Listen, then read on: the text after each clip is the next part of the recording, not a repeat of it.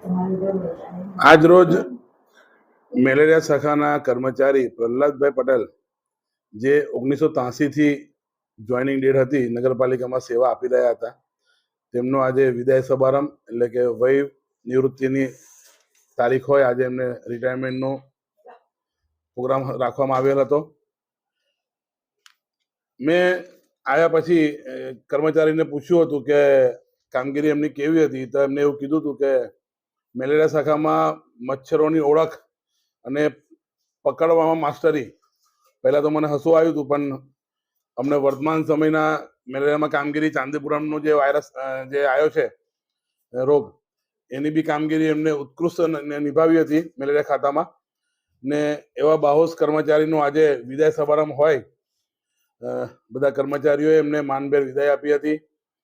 ને એવી ખાતરી આપી હતી કે કોઈ મોટી નગરપાલિકા પર આકસ્મિક આવી મહામારી કોઈ રોગ થકી આવી શકે તો હું પાછો સેવા આપવા આવીશ, તમે જ્યારે બોલાવશો ત્યારે હું હાજર રહીશ, એવી મને જવાબદારી આપવાનું કીધું છે એમને.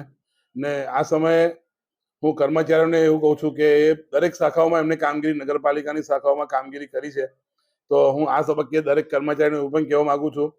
કે પોતાનો હોદ્દો જોયા વગર દરેક શાખા, એ વેરો ઉઘરાવવાનો હોય,